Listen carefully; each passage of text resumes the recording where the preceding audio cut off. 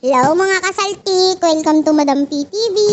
So ito po ang ating general love reading, collective love reading. Meaning to say, wala tayong specific zodiac sign. Ang importante ay ang reading. Kung makaka-relate ka, makaka-resonate ka, maaaring ang reading na ito ay para sa iyo. Kung hindi naman, wag natin ipilit. May next time pa. At para sa mga bago dyan, this is a Kasaltik channel. Kung ikaw ay certified kasaltik, mahilig ka sa tarot, ako po ay tarot reader na loka-loka. Willing ka dito sa ating, welcome ka dito sa ating channel. Subscribe na! Go! Dali! Push! Ayan. Pero kung ikaw ay nakainom ng vitamins at ikaw ay matino, doon ka sa ibang channel namin, Unicorn Princess Tarot. Yan, check mo yan, ha? Collective, pwede kang hindi makarelate kasi hindi ko naman talaga makukuha lahat ng energy ng tao sa mundo, ha? Pwedeng hindi maistorya to. Pag hindi, edi hindi. Pwede mo magbabay, di ba? Matulog ka na lang, ganun. Energy mo. Kunin natin energy mo. Oy, 7 of Cups. What's with the 7 of Cups? The 10 of Cups. Uy. Isa pa. The Queen of Pentacles. Meron kang gustong mangyari.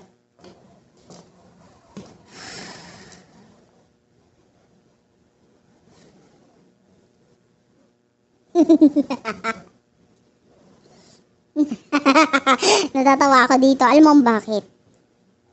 Meron kang gustong mangyari with the 7 of Cups. Maybe it has something to do with your relationship. Okay, kasi nakikita mo yung sarili mo with the Queen of Pentacles. Kaya ko naman sarili ko eh. Parang okay lang sa akin. Yung iba sa inyo pwedeng napapagod ka na. Okay, pwedeng ayaw mo nang gawin to kasi pagod ka na, or for some of you, parang wala na rin naman. Parang feeling mo wala na rin naman. Ganon. And then yung iba sa inyo kasi with the Page of Swords and the Tower, possible na gusto mo nang tapusin ang connection mo o relasyon mo dito sa taong to. Mananakit ka na naman. Tapos magtataka ka. Bakit wala kang love life? Ganyan yan eh. Parang yung, limbawa, nagpaputol lang buhok. Tapos mga ilang linggo, I miss my long hair. May pa ganun. Sarap sakali. Ganon ang energy kasi parang gusto mo nang sumingle dito sa part na ito with the Queen of Pentacles. This is someone na kayang-kaya kong sarili ko kahit wala akong karelasyon. Kasi I can handle myself, I can handle my stability, my money, ganyan. Tapos nakukuha ko mga gusto ko. That's your energy. For some of you, ayaw mo na makipagrelasyon muna. And who is this person that you're dealing with? Ay, talaga ba? Masyado kasi makasarili itong person na ito. Could be someone na karelasyon mo ngayon. And feeling mo, makasarili siya, meron siya mga itinatago sa'yo. With the 4 of Pentacles, yung iba sa inyo, pakiramdam mo, hindi ka na niya mahal. Yung iba sa inyo, tingin mo dito sa person na ito, karma ng buhay mo. Panis. Karma pala ng buhay mo, ha? Tapos ngayon, gusto mo na tapusin ang relasyon mo dito sa person na ito with the 8 of Wands. Yung person mo naman, I don't know. I feel like yung person na ito, importante ka sa kanya. Oo. Ikaw lang ang parang nakikitaan natin, parang kaya ko naman ang sarili ko kahit wala ka. Panis! Anong drama yun? Bakit may drama kang ganun? Alamin natin ano nasa isip ng person mo. The 10 of Pentacles.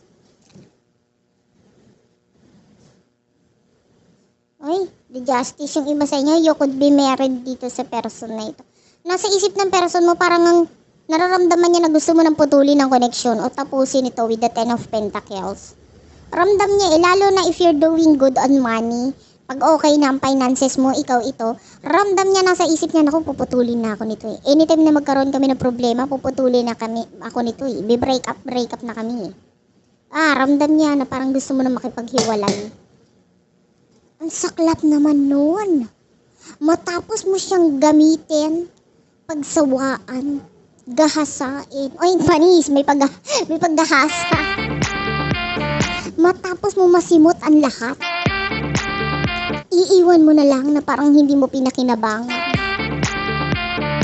Ganon ang energy mo. At nakikita naman ng person mo yun, ramdam niya yun. Kasi ganun kagaling mang inis. At naiinis na rin siya sa'yo, parang ganun. Asar ka. Ayan o. The Page of Wands. Itong person mo, parang sabihin niya, sabihin mo lang, alam ko naman.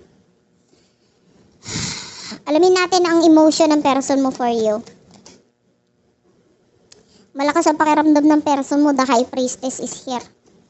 Nararamdaman niya na, mahal ka ng person mo, no? Mahal ka ng person mo, pero hindi siya sigurado kung nagmamahal ka pa ba with the Page of Swords and the Four of Cups. Pararamdam niya, wala ka ng pakialam with the Emperor.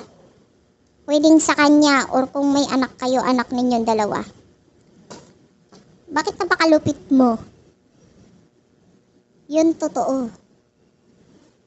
Ilan ang sungay mo? Bakit ganito? For some of you, alam mo, hindi ka nalalayo doon sa reading ko kanina. You could be an earth sign, Taurus, Virgo, Capricorn, or you're dealing with an earth sign. Parang hindi nalalayo yung reading mo sa reading na earth sign. Parang pakiramdam niya, hindi na siya sure kung mahal mo pa siya.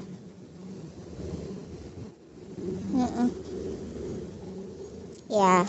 Tsaka pakiramdam niya hindi mo na siya mahal. Pero mahal ka ng person mo Ikaw lang talaga dito yung ang sarap sakalin Okay?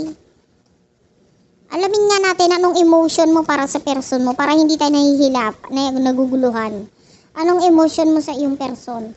We do have here the Nine of Cups, the Knight of Wands, and the Temperance. Ayan na nga ba? Sabi ko na nga ba pwedeng you're an earth sign. Pero pwede rin namang hindi. I don't know. Nakikita natin dito maaaring may mga gusto ka makuha, ma-achieve. With the Temperance, maaaring meron ka mga hinihintay. Yung iba sa inyo pwedeng marami ka ng option with the Nine of Cups. Panis, ang daming option. Ano ba dapat? Alam mo, kanina pa ako sabi ng panis. Pakaramdam ko talaga dito sa person na ito na umay ka na sa kanya. Kaya ang tingin mo sa kanya, panis. Gusto ko ng bago, dessert naman.